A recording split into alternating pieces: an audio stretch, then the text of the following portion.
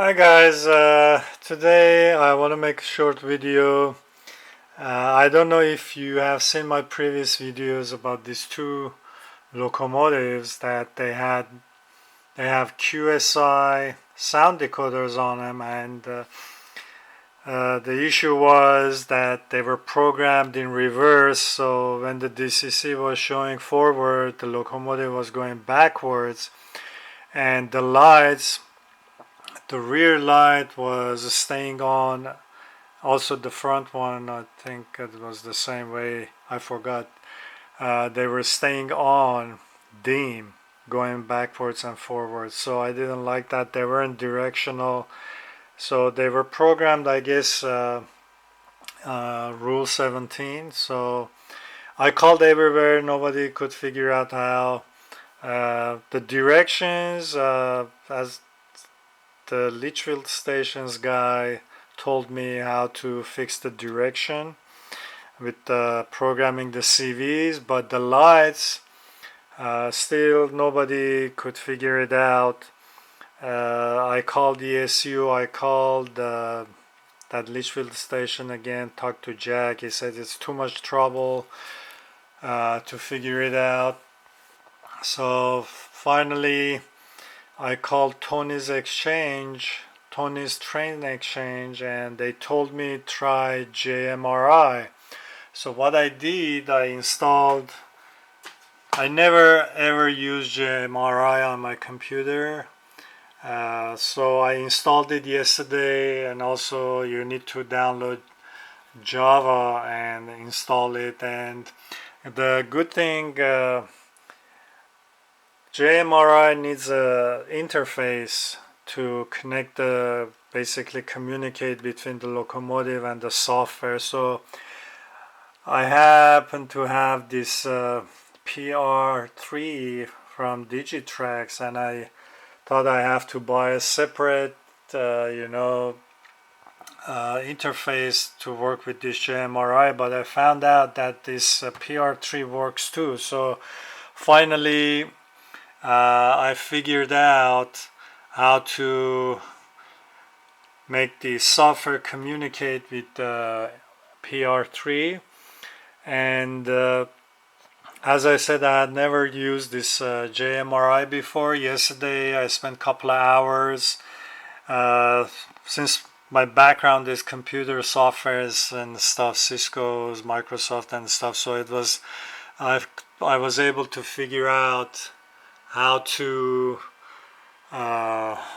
basically communicate with the chip on the locomotive. And so let me show you how it works. So you put the locomotive on the programming track, and here it shows here identify. So you click on that. I have already done it, so it should turn blue. There we go. So now it's the 107, the locomotive number 107. You can see. And now you go here and you say program, and you put it on program track here. Then this screen pops up, and then you go to light control.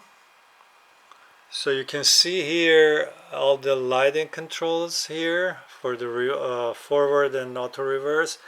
These things, they were all on dim, the off, So I played around, I kept changing and changing one by one.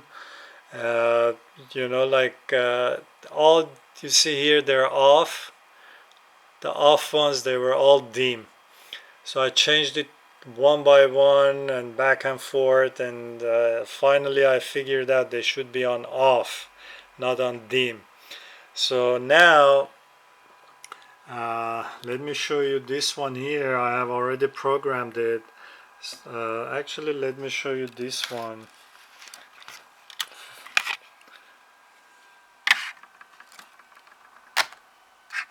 So you can see the lights better. So before, the rear light would stay on all the time but dim. Every time it would go backwards in reverse, then it would come on full strength.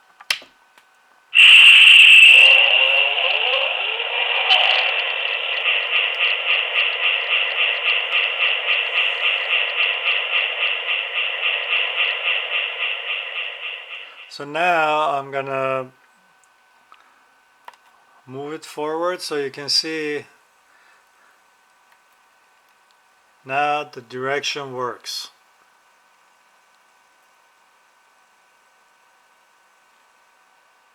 So the lights turn off when the locomotive idles.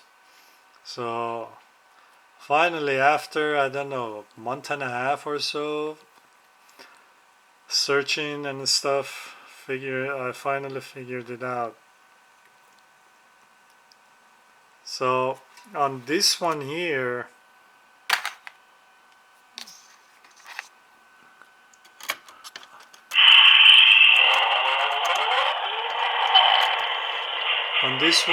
what I have done, I have installed the red marker lights.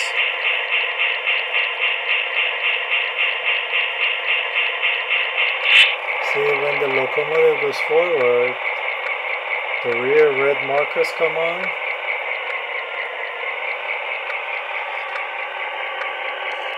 And when it goes backwards, the front ones come on.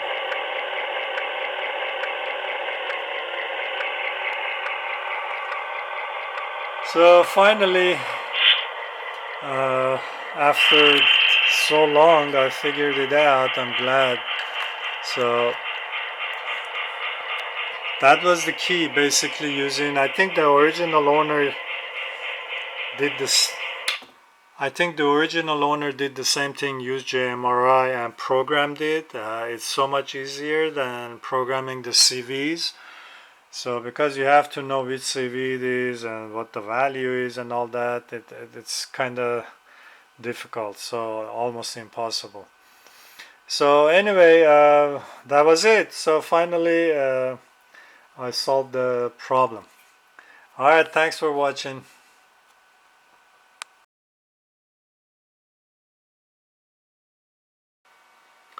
Okay, one thing I want to show you is the direction of the locomotive. When it was, the DCC was showing forward, the locomotive was going backwards. This is where you control it.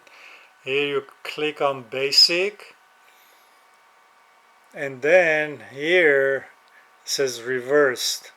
So that's where normal, reverse. So that's where you basically you set up the direction of the locomotive.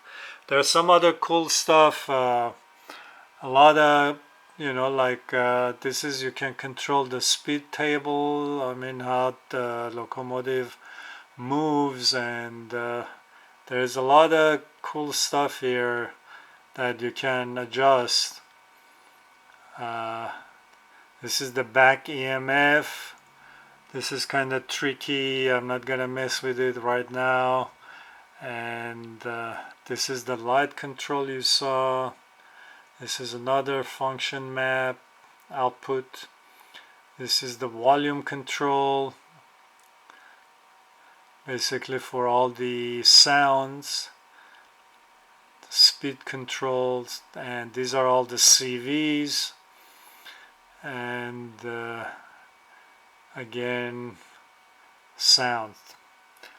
And this is where you enter the info for the locomotive, and it stays in the roster basically. So every time you put the locomotive on the track, you click identify, it brings it up and all the settings for it, so you can adjust it.